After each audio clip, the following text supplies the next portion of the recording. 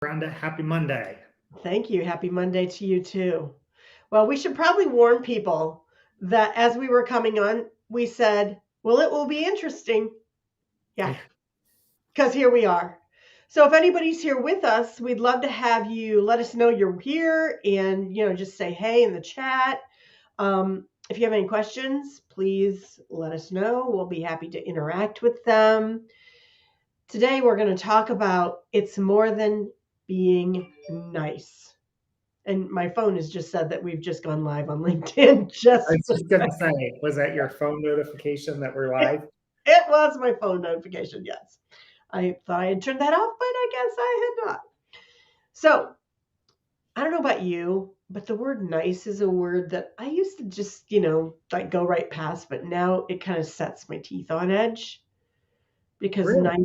Yeah, it does. It's just, Karen Tiller's with us. Hello, Karen from Karen, Westerville. Karen is a fellow coach, and I met her in the International Coach Federation here in Columbus. I haven't talked to Karen in a long time. Good to have you with us today, Karen. Um, and I need to turn my phone on because now it's just making all kinds of I know you're noises. a popular person over there. Yeah, well, you know how it is. Um, the reason why nice doesn't sit so well with me anymore is because it truthfully it doesn't really mean much of anything anymore. If you tell me that someone is kind, I can do okay with that. I like the word kind, but nice is just me. Yeah. How's that for a way to describe it? And in the context that we're talking about here with emotional intelligence, some people just think that emotional intelligence is just being nice to the people that you're working with or interacting with in whatever framework you're in life. The challenge with that is it's so much more than just being nice to other people. I mean, certainly being kind to others and treating them with respect is part of it. That makes sense. Hey, Yasmin, glad you're here with us. But emotional intelligence is much, much, much more than just being kind and respectful to other people. Those are two really good starts to what you're doing, but there's so much more depth to it than that. Um, it's basically, good. Karen, I know you're going to add some stuff to us here. A recent quote I found: in the world when you can be anything, be kind. Yes. Yes. Yes. Being kind is a good start. And emotional intelligence, being kind is literally a good start with that because it's the way we understand ourselves and how we deal with our emotions and how we interact with all the stakeholders in what we're doing. So, being kind is a great starting point for how we interact with others. We also need to understand our own emotional state at any given time because if we don't know what our emotional state is, we're not going to be able to manage those emotions and have the self-control we need to be able to um, utilize our emotional cues well. We also are not going to be able to use the adaptability, that achievement orientation, our positive outlook. None of those things are going to happen if we don't know where we are to begin with. And the skills that we have, both in managing our own emotions and dealing with others, um, which is things like practicing empathy, putting yourself in the other person's shoes, having organizational awareness. I mean, we all need to be aware of what's going on around us, how our organization is functioning. Jeff, I have a sense that there's something you want to say, so I'm going to just be quiet. No, You're like, you're on a roll. I'm just agreeing with you. Like this is all true, thinking about how do you manage yourself and then also understanding where the other person's coming from, That's and so important. more than Yeah. just being And nice. exactly. Your teeth And didn't grit that time. say that again. Teeth didn't grit that time when I said nice. I'm just letting it roll off my back. I'm just practicing being a duck. That's all. Very nice. Yeah. Every once in a while. Um, but when we get into the relationship management part of emotional intelligence and that domain, some of the competencies are not necessarily all about being nice. You should be kind, but that nice thing is not going to work when you need to be in a conflict management mode. Being kind, treating the other with respect, those are important. But if you're in a conflicted situation, you have to be able to state your own case. You have to be able to lean into what you know in the situation in a kind way, in a respectful way. But that's where you get in trouble with the word nice, because nice means you can't really tell the truth to somebody else sometimes. That's not helpful, Yeah. especially when you're the leader. Sometimes you have to just call it what it is, kindly.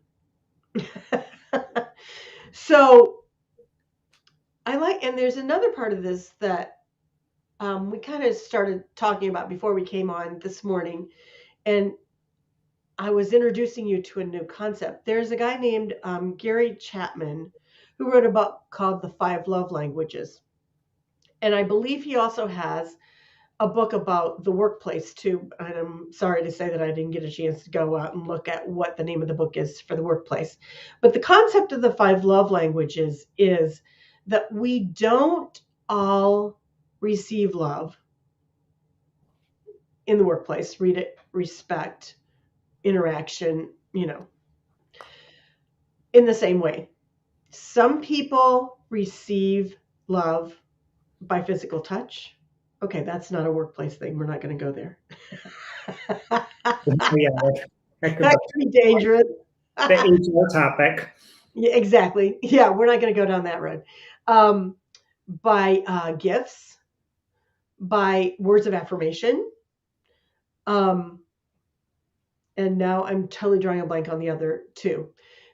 Nonetheless, the concept is just because it's how you receive affirmation does not mean it's how the other person does.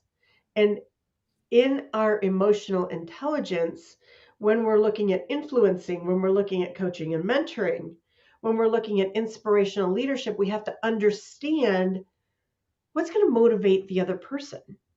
Mm-hmm. How are we going to find that place where we can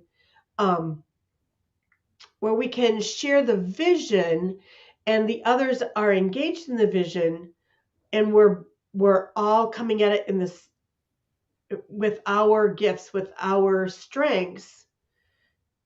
And as the leader, you're motivating people, you're keeping them connected through knowing what it is that makes them feel rewarded in the situation.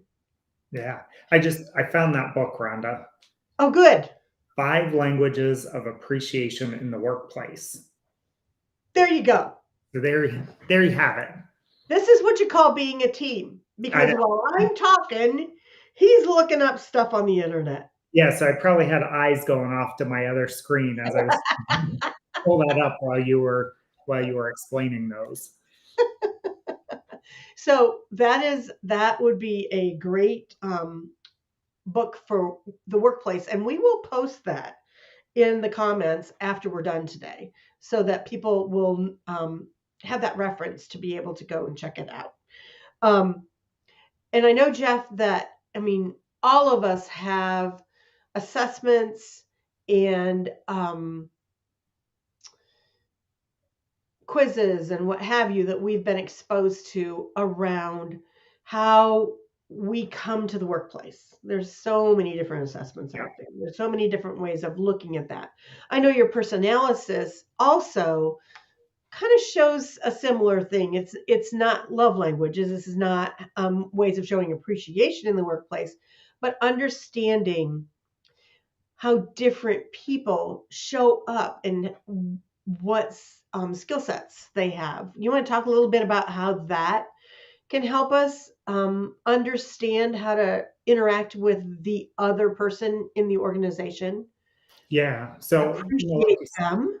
yeah, like you said, there's a ton of different things, and you and I did personalysis together, and one of the dimensions that measures is communication and how you communicate and kind of show up. And then there's another dimension of instinctively what you need to make decisions and to be able to move forward with things. And Uh-huh. sometimes those are different. What people see and how they interact with you and what you actually need can be different to when making decisions or in different situations. And some of those tools, personalysis is just one of them, but some of those tools are really good to help you get that self-awareness of and I like a lot of those, but it's always up to the person taking them on, does this resonate with you? Yeah. Does this fit kind of what you know about yourself? But it can be really beneficial in pulling out, some of those things or the ways in which you talk about what your needs might be when you need to make a decision. That this Yeah. is the type of information that I need in order to make a decision, move on, from this as the business owner or as the leader.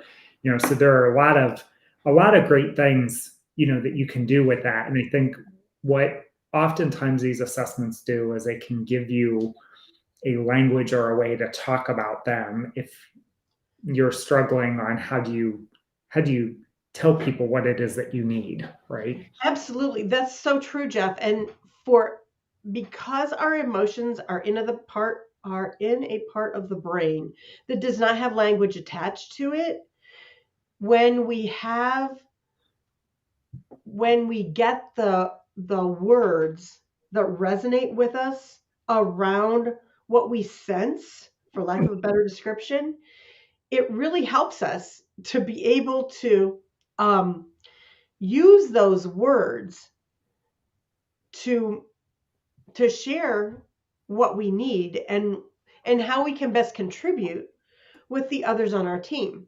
So, if for instance, someone would bring you in and have you do personalysis with their team and then, do a group um, download, for lack of a better description, of it, what the people in the group then get and what the leader of that team would get is a better picture and a better understanding of how to work with the different people on their teams to help them engaged at the highest level possible, and also to allow them to contribute at the highest level possible.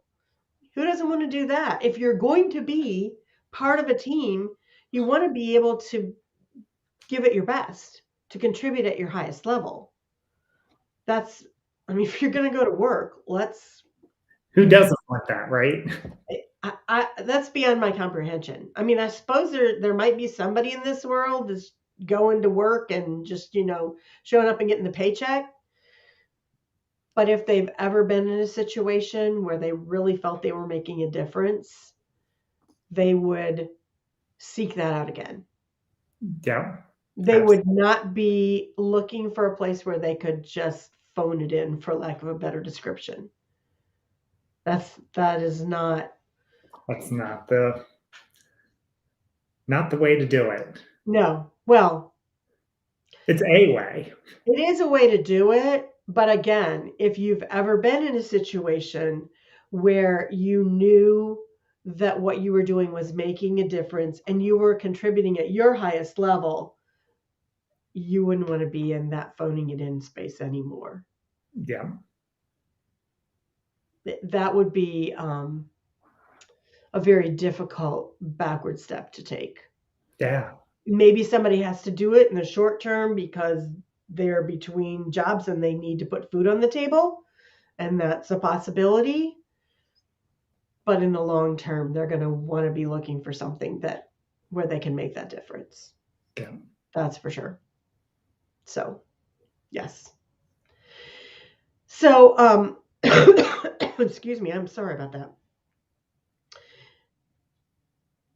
One of the ways to get to that place of being more than nice and really digging into leaning into your emotional intelligence is to find the people who can give you the feedback you need, because we can't see it fully ourselves. There's the internal self-awareness and there's external self-awareness.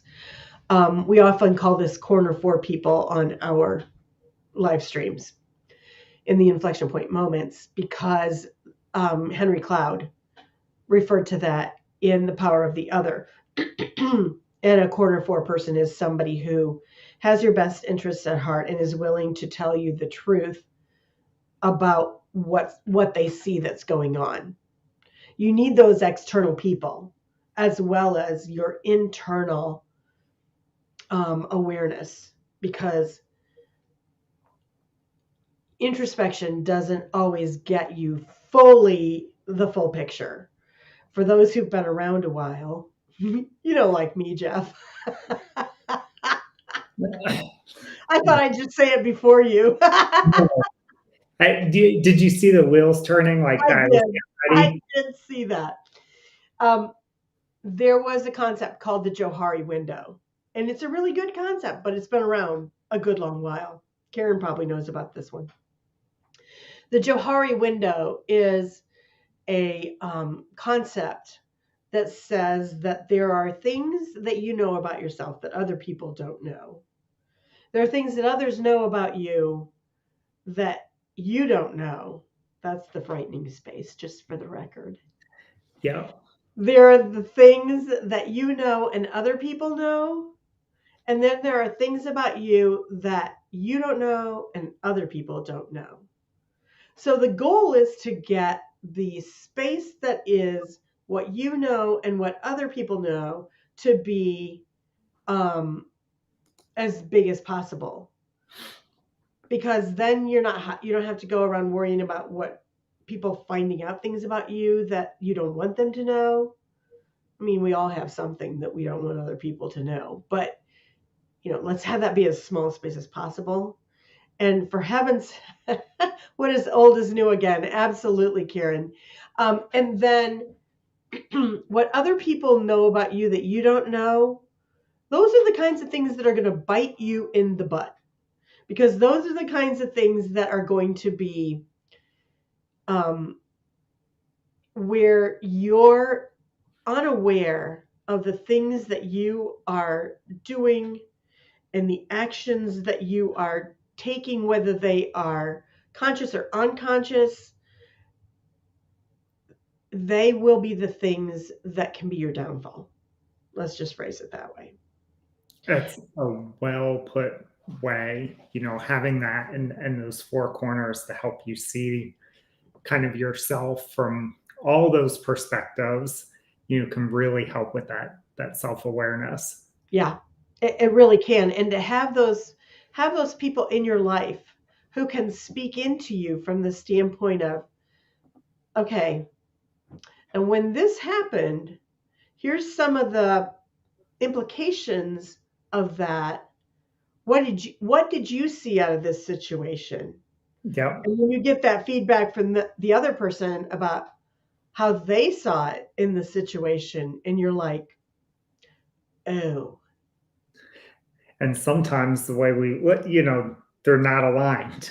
Yes, Right? Or we did absolutely. something really well or maybe not so well, and the other person sees it a very different way and has that perspective that can really help you see maybe closer to what reality looked like for others in that room. And that's a really important piece of information to know.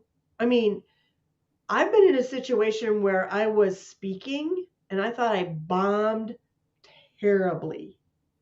And the people that were in the workshop that I was doing, then I did a great job.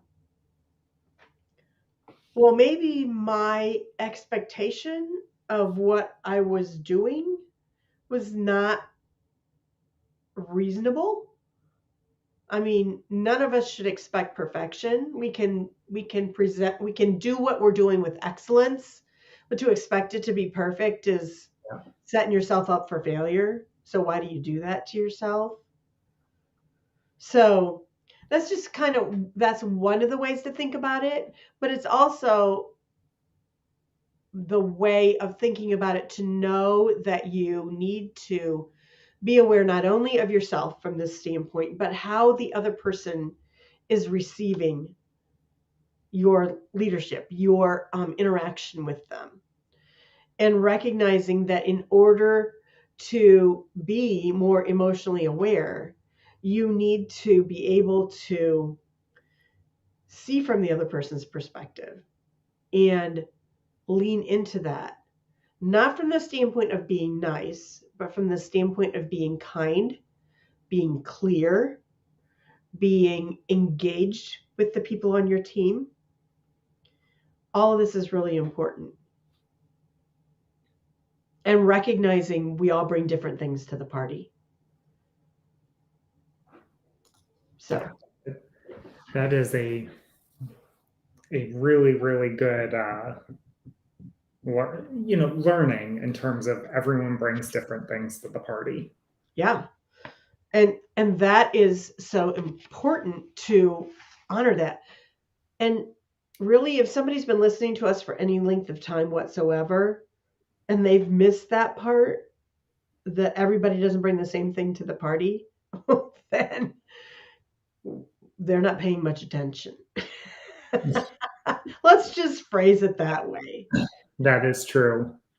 So there's another little tip that I'd like to offer from this standpoint. And that is, as you're thinking about, as you're looking at how you're doing and how, whether you're moving beyond just being nice, let's phrase it that way, is on the introspection side, don't ask the question, why? Why did I do this? Or why was this, going back to doing the workshop?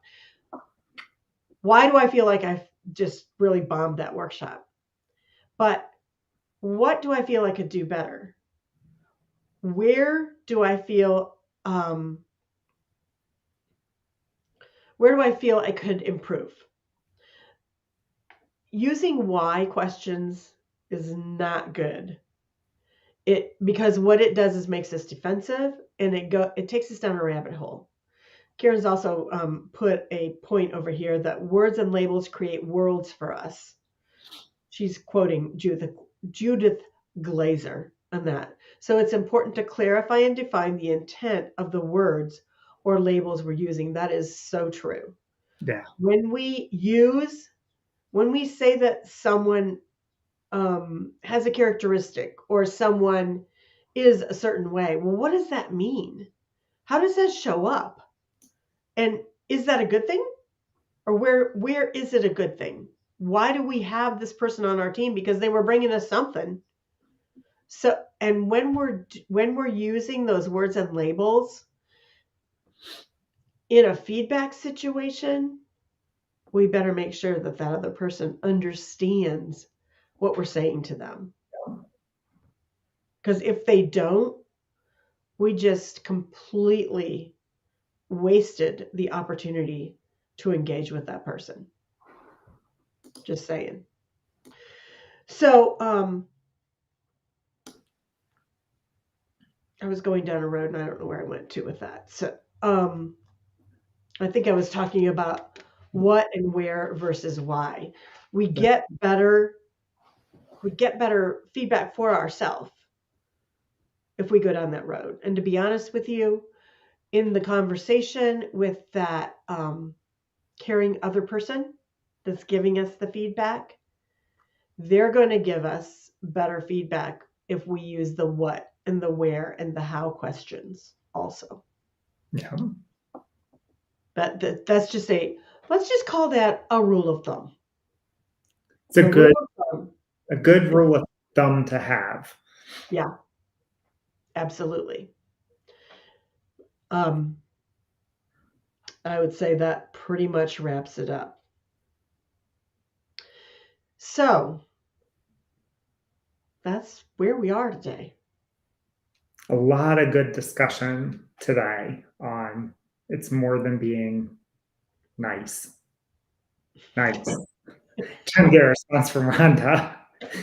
She's I just know, like, and I know exactly what you're doing, and I'm just ignoring you. I know.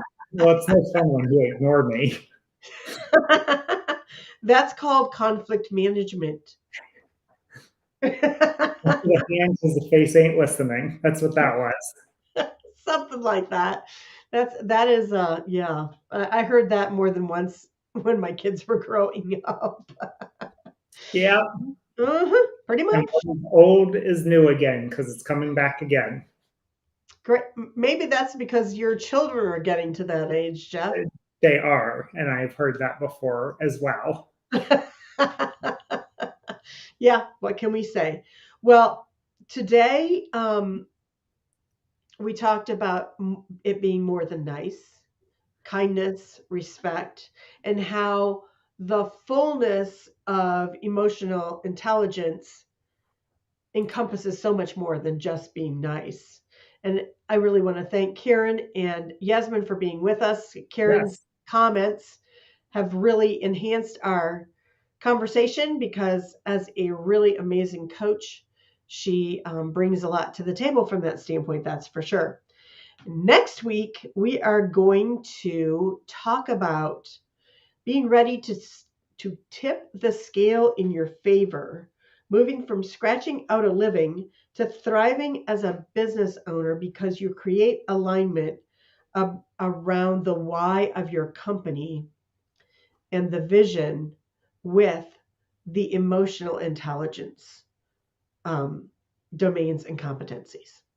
So, kind of bringing it all together. That's where we're going. All I right. think that's going to be a great way to bring kind of the last couple of weeks what we've been talking about and how it really intersects with your business. Absolutely. And then in the month of May, we're going to dig even deeper into each. Well, sorry, I'm not saying that right. We're going to start a series digging even deeper into each one of the domains. So that's going to be cool too. Yeah, I'm excited. We're going in a cool place, if you ask me. I would agree. It's going to be a cool journey to be on the next couple weeks. So we're going to be back next Monday again at 12:15 Eastern Time for Inflection Point Moments. Absolutely. See you then, Jeff. See ya.